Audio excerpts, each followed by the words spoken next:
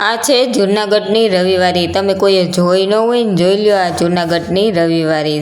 સવારમાં થઈ ગઈ સરસ મજાની તૈયાર ને પછી તો શું આપણે નીકળી ગયા જૂનાગઢ જવા માટે। ચલો, અને સવારમાં તો જલપરી સૂતી હોય ને એટલે સવારમાં અમને કોઈ ટિકિટ ન આપે। 4 વાગ્યા પછી ચાલુ થાય જલપરી જોવાનું, એટલે ન લીધી ટિકિટ ને પછી નીકળી ગઈ ભાઈ ભેરી ભવનાથ જવા માટે। અને સવારનો નજારો જો કેવો મસ્ત, અને પછી મહાદેવના દર્શન થઈ ગયા સવારમાં। અને આને કહેવાય સોનાપુરી જૂનાગઢની। તમે કોઈએ જોઈ ન હોય ને જોઈ લ્યો।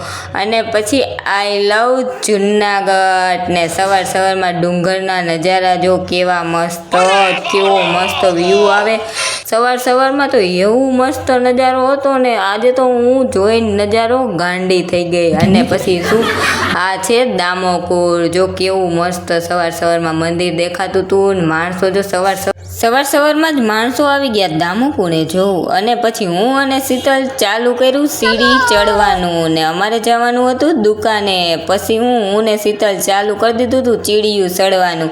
અને અમે જો ચડતા હતા તો આ ભાઈને જો સવારમાં અમને રજ ન ચોટે ને પગમાં, તો આ ભાઈ તો જો સાવેણો લઈને વર્ગી ગયા હતા વારવા, કેમ કે અમારા પગમાં રજ ન ચોટે ને। ભાઈ જો કેવા સારા હતા, થોડીક સીડીયું ચડી તો હું તો થાકી ગઈ, તો પછી બેહી ગઈ ને ઓલા ભાઈ તો બોટલ લઈને ચડતા હતા। આમ તો જો કેવું બોટલ લઈને ચડે છે।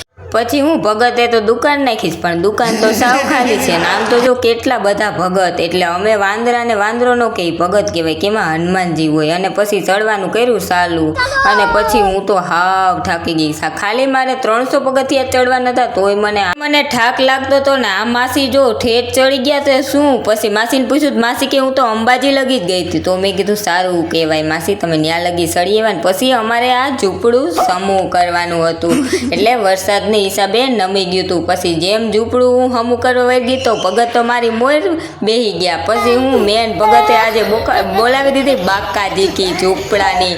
અને પછી ઝૂંપડું ખોલીને આપણે એમાં તાલપત્રી નાખવાની હતી, એટલે પછી સડી ગઈ હતી ઝાડવેથી ઝૂંપડા માથે। જો તાલપત્રી મેં નાખી દીધી, સરસ મજાનું 1 નંબર ઝૂંપડું બનાવી દીધું ભાઈને। હવે વરસાદ ગમે એટલો આવે ને તોય આપણું ઝૂંપડું ન પડે ભાઈ। અને જો કેટલો સામાન અમારો દુકાનનો જો મન પડે એમ પડ્યો તો। અને પછી તાલપત્રી નાખી અને પછી માથે હું જો ચડી તો ભાઈ કે હાલો બપોર થઈ ગયા જમી લે। પછી જમવા બેસી ગયા અને જમતા હતા તો માથે પડતું હતું કાગળ ને એવું બધું। અને પછી જો રોપવે ચાલુ છે, કોઈને આવવું હોય તો આવજો।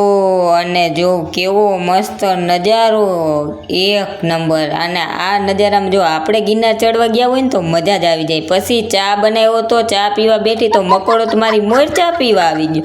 મેં કીધું આ ચા પીવા દે કે નહીં। પછી તો મેન મકોડાએ 2 ચા પી લીધો અને ઝૂંપડું જો કેવું મસ્ત થઈ ગયું, સરસ મજાની દુકાન અમારી થઈ ગઈ।